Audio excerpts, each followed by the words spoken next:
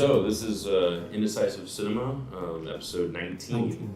This is the first time that we've done this on video, and obviously the challenge with that is who knows if we're in the shots and composed properly, but you know, hey, I'm a perfectionist, but when I'm in it, I can't do much. So ultimately, we're back, and after a really long hiatus, and I'm glad to be doing it again with my wonderful, delightful co-host, or whatever we're calling it. I mean, you're my co-host, you're my partner. You're my partner. Not that kind of partner. Not that there's anything wrong with that. Not there's anything wrong with it.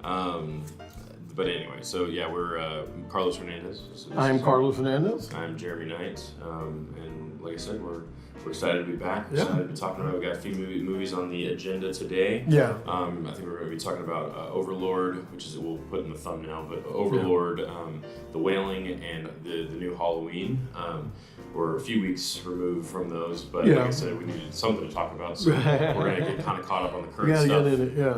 And then we do have. I mean, I've seen several hundred movies this year, so we've got stuff to talk about. But we're getting to that point of the year where we'll probably do top 10 soon. Top 10, yeah. And so there's stuff that I don't want to talk about now because I know we'll cover that then. Yeah. So anyway, that'll be fun. But yeah, as of now, I'm going to go see Widows next week, so it'll be on the next show that we do. Yeah. So we're shooting for twice a month, but we'll see. Yeah, that'll be good. And then so we'll get right into it. Is there anything you want to say to intro? No, what are you up to? Yes. It's been a long, strange trip since the last episode.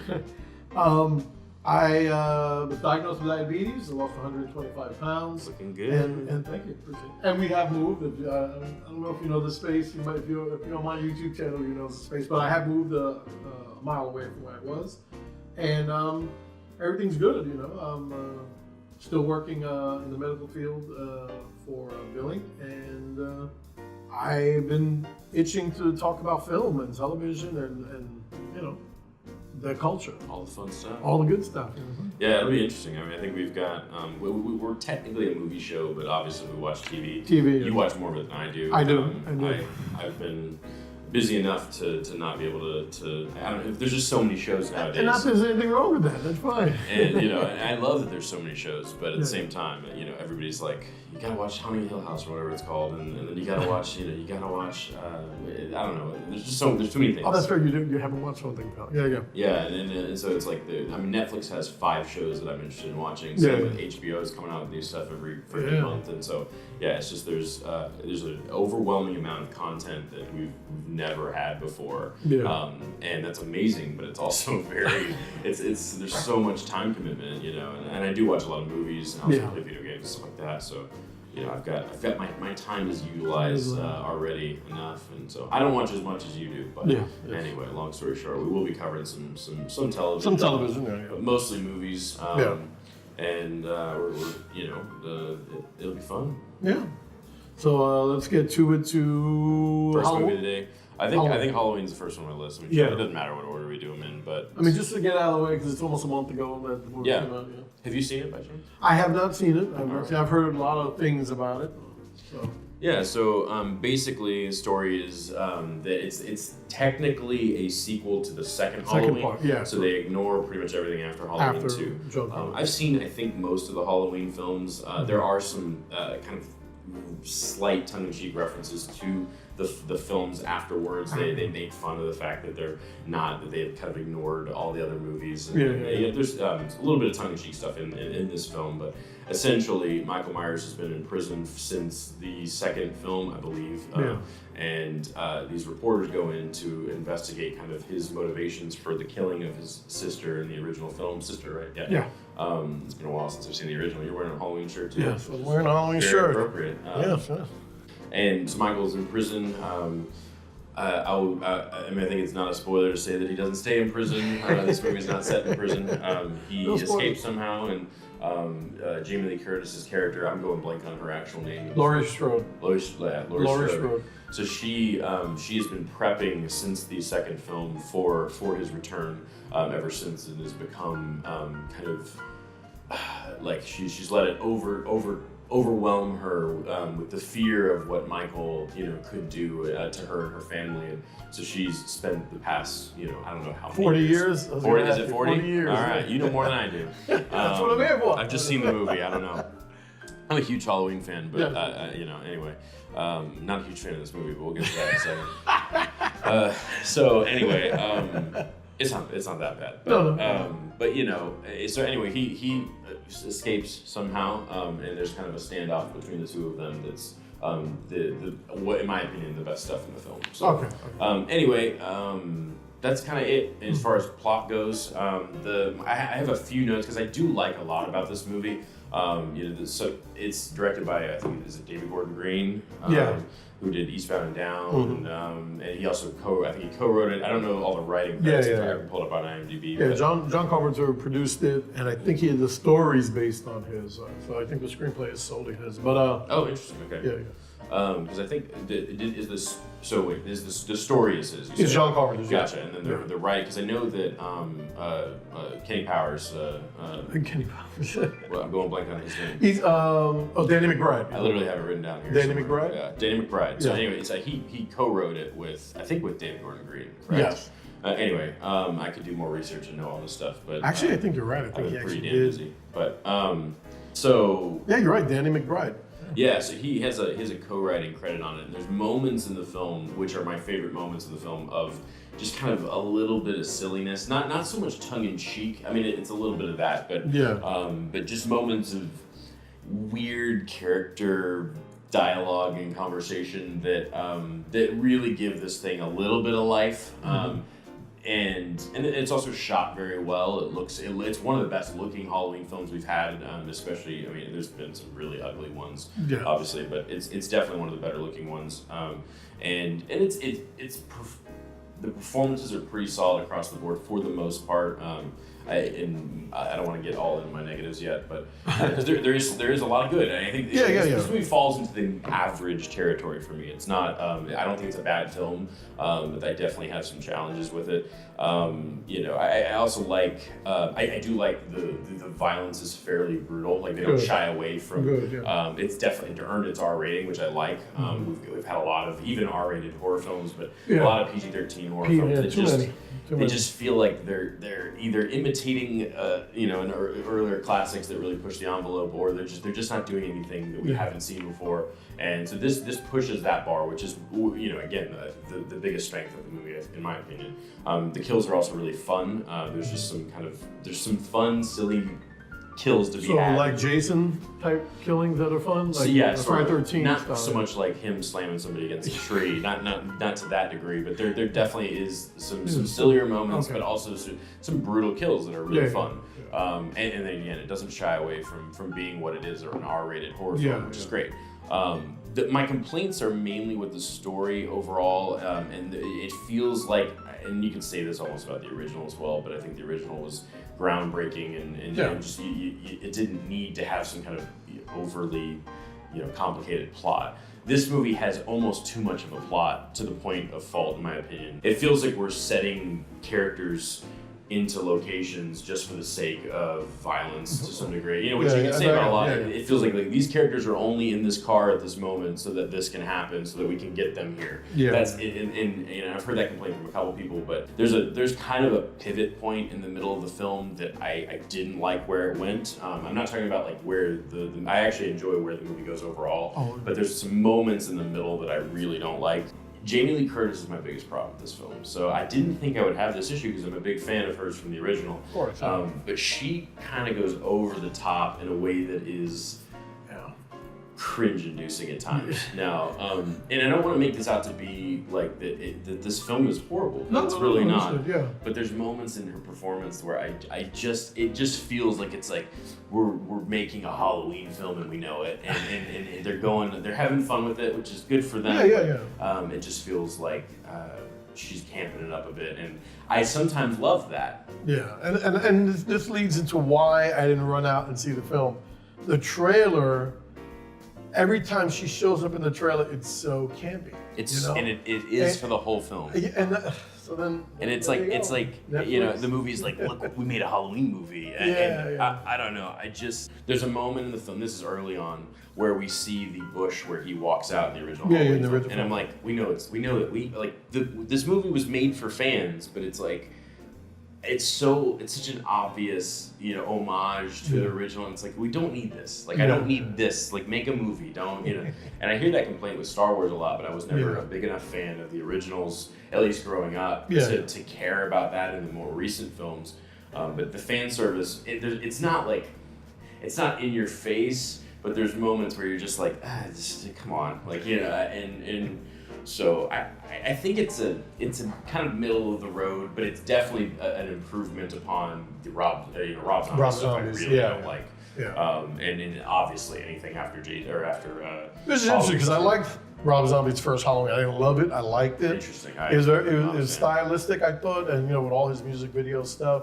I didn't dig on the second one as much, but I did like Rob Zombie's Halloween. Of course, nothing compared to John Carpenter's. There's moments of it that I enjoy. So they're not complete failures, but I'm not a fan of his. I mean, I think I dug that he brought back the original mask, so the Michael Myers in his films looked like the Michael Myers in John Carpenter's first two, and then in this one. Certainly. I dig that, And there's moments of like brutal violence in those films. His violence factor was like a zillion. And this movie has those moments of like, Michael feels menacing in a way that we and in 1 and 2 he was very brutal. He was very And there's these great one takes with him that are really well done, and there's moments of brilliance in this film. And I think it's why it's worth seeing. I would even recommend it.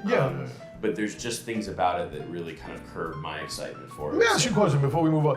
Was Danny McBride in the film as well, or no? I don't think so. Okay. He may have cameoed. It wouldn't surprise me. And you would have seen. Okay, I was gonna say because I remember he's not like an actual character in it though. I feel like he would stick out like a sore thumb. Serious, because when the buzz started 2 years ago, and they said he was writing it. I rolled my eyes, but they died that down a bit. And then when you mentioned it, I said, "Shit, he's right." And then I look, and I want to say, I think his influence on it is what I enjoy. There's a scene with a particular character that's in it very briefly. I guess you could say that's a spoiler, but there's a character that's in it that kind of has this drunken moment that's really enjoyable in kind of a Eastbound type way, just in kind of interesting. And it's fun, and those are the moments that it didn't feel like it was going too over the top to cater to fans or anything, or be schlock, or it's just a moment of kind of silliness that's enjoyable. So I think his kind of addition to it is certainly welcome. So, anyway, so I guess we'll move on to Overlord, which I guess, in my opinion, is the better of the two more current releases. At least, obviously, we'll get to Widows. I'm really excited to see. There's a bunch of good stuff out right now. Overlord's really good. It's essentially. It's a war horror hybrid where these soldiers get dropped off behind enemy lines. I'm going blank on I think it's World War II. But essentially their job is to take out this base so that the air support can come in. They find things in the base that are quite sinister, and the characters are really well developed. They're even just like the opening scene with a traditional war film, you'll have like a 3-minute opener where you kind of see every character, and then we get to the action. Even like a movie like Saving Private Ryan, I'm not going to compare this to that. I mean, but just as an example of a war film, soldiers get dropped off. You don't really get development from those characters until later on. That film spends the time for that. Not complaining about Saving Private Ryan, but most lesser war films don't really take the time to kind of develop each character. And there's an opening kind of, I think they're in a plane, but they're like in an army plane, where all the soldiers are lined up on each side of this plane, and they're all kind of ready for battle essentially. But it goes on for about 15 minutes or so, and there's this really nice time where you get to have interaction with all the characters and get insight as to where each of them are, at least going into this. And you don't obviously know how involved each character will be from the opening scene. But they do that effectively, and it's a good script, well written characters, and it sets up a really intense, fun, like I said, war, horror hybrid without being too over the top and schlocky, and it takes itself seriously and is really effective in doing so. And it's just the violence is you can feel the violence in this film. You care about these characters surprisingly. And I think it's produced by J.J. Abrams. J.J. Abrams of Bad Robot, and I mean it's another great addition to. I don't know if this was originally supposed to be a Cloverfield. And I was going to get into that. If there's any Cloverfield, because someone mentioned it online before the film came out. They said that there was rumors about it, but I was going to ask you if that's the case. It's not. It doesn't fit into that world. Okay. From it goes in a different direction. But I think you could still. They could have easily just slapped the Cloverfield name on this, like they did Cloverfield Paradox, which is just a complete failure. That movie's terrible. Still haven't seen it, but once. It's awful. So I mean, but they've also had great success with like 10 Cloverfield Lane, which I think is really, really good. I really love that film. And so I'm glad to see kind of Bad Robot doing really interesting, kind of weird hybrids, and this is a good one. So go see this over even over the Halloween film. I think the interesting thing is that Joss Whedon and oh my God, Drew Goddard are writing a World War II horror film. Interesting. And when this movie came out, I kind of said, I was like, oh shit, that's like under the radar. I didn't even know they did it. And then it said J.J. Abrams, and I was like, okay, well that makes sense because Drew Goddard wrote Cloverfield. Wait, did he write this? No, that's why I just like it's written by a kid named Billy Ray, and it's like his first film, and it's directed by Julius Avery, his first film too. So I mean, I was kind of like, oh well, I guess Joss Whedon ain't gonna do this World War II horror film because from what you're saying, it kind of J.J. Abrams beat him to the punch. Yeah. And I do want to see it's funny because I think I mentioned the other day, a friend of mine saw it. Her son unfortunately was in a car accident and he has some brain damage, so he only likes stimulating images and. They ended up picking this film over a bunch of movies she was talking about, and she said that she liked it a lot, and she's not even into horror film, and that he stood through the film, and she said that like 90% of the time they go to a film, he either walks out, he starts talking, but she said that he literally stood to the end of the film. He actually, and I was like, that's really interesting. But yeah, I do want to see it. I mean, I guess. And I don't want to hype this up. It's not one of my favorite films of the year or anything, but it's really solid, and it's it's a really well produced,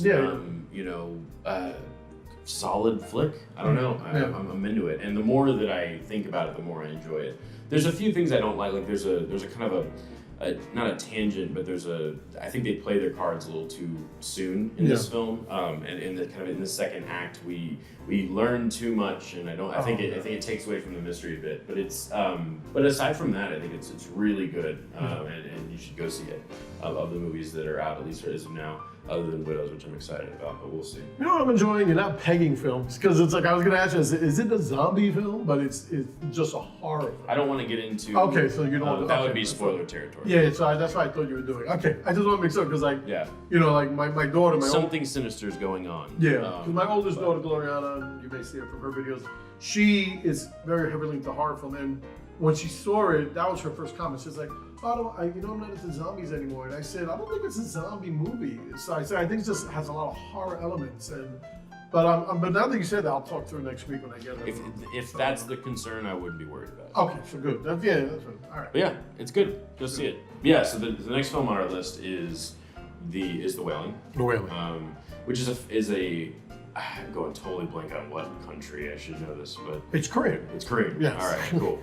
It's a Korean horror film. It's definitely a horror film. Thriller, horror, whatever you want to call it. Yeah, I was gonna say we can semantics on that one, but yeah, go on. But yeah, it doesn't go into like traditional horror territories. It's hard, but it definitely has those violence. It has those elements, and it's very creepy for sure. Oh, atmospheric, yeah. And it's essentially a film about this man appears in a small town, and people start dying in just horrific, brutal ways. Yeah.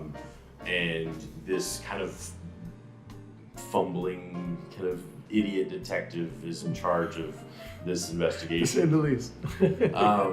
And he discovers some really horrifying things, and the film kind of focuses on the personal toll that is taken throughout this investigation, and kind of the brutal conclusions of everything. And it's the third act is one of not the scare. I don't want to hype it too much, but I think it's really damn good. No, very well stylizedly shot, paced, directed.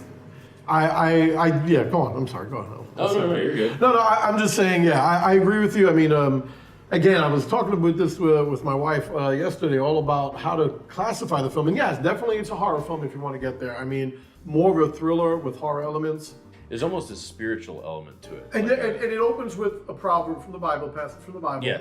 which the theme runs throughout the film. Sure. And it's perfect the way it lands at the end.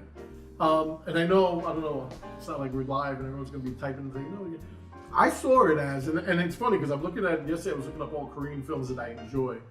And if the Korean directors aren't sitting at home watching more 70s cinema than anything else, I pegged this as like a 70s film from beginning to end. It was It has the dark, pacing of it. Yeah, dark, gritty, violent, and always an unhappy ending. And it's funny because I was going to talk about Train to Busan for a little bit because I just bought that yesterday. Yeah, it's a or great 2 days film. ago.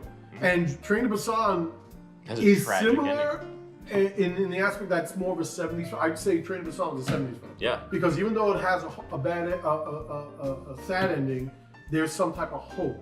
Sure. But with the Wailing, there's none of that. and it's sad because like in most 70s films, the main protagonist creates his own fate. You know? And there's a lot of opportunities for him to change that fate. And I guess there's no faith in what he is being told to him, and he doesn't believe in it, and that's what ends up making things bad. I guess we could put a spoiler tag up at this point. Spoiler alert! The movie's Come on, 2 years old. Yeah, like 2016. And I do want to be able to talk about the ending because I think it's worth talking about. Okay. It's brutal from start to finish. It's Yeah. funny. It's got these scenes, like there's a spectacular sequence with the the ritual where where they're trying. I guess it's an exorcism. It's an exorcism, Yeah. exactly. Yeah, that would be no. the better word for it. Yeah, not a seance, but it's an exorcism where the main protagonist's daughter has become, they believe, possessed by some kind of demon. Yeah. And so which is a traditional trope in in horror films. In all Asian cinema, and I see it mostly in the Korean films. I'll add that because, and remember the man who shows up in the town is Japanese. Yeah. So he's a foreigner from this jump. Yeah. Because Koreans, I guess don't dig on the Japanese or the Chinese, but yeah, it's like he's considered this like mongrel outsider, and because he's Japanese more than anything else. But, Sure. Yeah. That's a spectacular sequence. It is. Visually It is. and the way that it edits between that and the Japanese man performing his own kind of ritual. Yeah. And what we find out is not what we anticipated, which is another brilliant thing. Which I thought was amazing. Because the movie's going this way, and I thought I had it pegged. Then it went this way, and then I thought I had it pegged. And you find then out it you went have that way. another hour left. And you're like, oh, damn. The Korean shaman then, because when he was doing his ritual, he was killing the devil. I think he was trying to kill the girl. I think the last Because he strike said that it would went have wrong. killed the girl. I got you. Yeah, I think they were trying to murder the daughter in that scene. But then why would they show from the devil's perspective? To be fair, that's from a show that I love. But anyway, to be fair, I do think that to be fair, I did watch a kind of recap or an analysis video on YouTube. Shout out to whoever did that. I don't know who did that. I watched that because me and my brother watched a bunch of them after we finished the film. So some of my thoughts come directly from people that have already discussed it and have pretty well thought out, not researched, but to some degree, well written, crafted, analysis, unlike ours. But that's my understanding of it though. Is the shaman was trying to murder the daughter, and if he had finished his ritual, she would have died.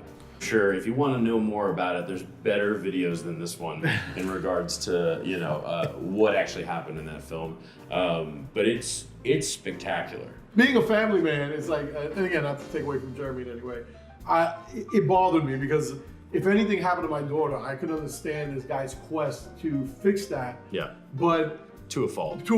And that's what I'm saying. Like everything he was doing, like even though I guess he was thinking he was doing the right thing, but unfortunately, it doesn't matter. I mean, all the bad stuff's gonna happen. That scene though, where the priest is in the cave it's with great. the devil, it's a great scene. is amazing. It is. I mean, that's like cinema at its best. Yeah, I agree with you. It's that good. I don't think I'm hyping that. I mean, no. I mean, sequence, like where they intercut between that exchange and the ghost and the lead. I mean, just the tension that's built there is so effective, and correct. I mean, it's that sequence is worth the cost of admission. The cost of admission. Or the cost of a Netflix subscription, $12. And the whole devil versus, the whole good versus evil, spiritual element of it is really unsettling in a way that I think, there's a few films of the past couple, 2 decades that have made me more intrigued than this one. Yeah. And I mean, I'm all in on it, and I love it. So I know we don't have that much time, and I know this should be like an episode within itself. But I bought this book a couple of months ago, and this is from Alan Sepinwall from the LA Times and Matt Zieler Seitz, who started out in Independent Weekly and then went over to the New York Times. And they picked the top 100 shows of all time. And I'll go real quick because the top 10 we could agree on. I don't know if you want your top. So the top show they picked was The Simpsons. Okay. And then The Sopranos is number 2, and they fought. There's like a whole chapter of them fighting over the top 2. Interesting. Yeah, you gotta read it. It's funny. The Wire, Cheers, Breaking Bad, Mad Men, Seinfeld, I Love Lucy, Deadwood, and All in the Family. Yeah, and I agree with mostly. I mean, there's other shows that I would put up there, but I mean, for their critical, I agree with them. When you read this, they actually break it down. They convince you why, and 95% of the time, they're right. When you read it, they're right.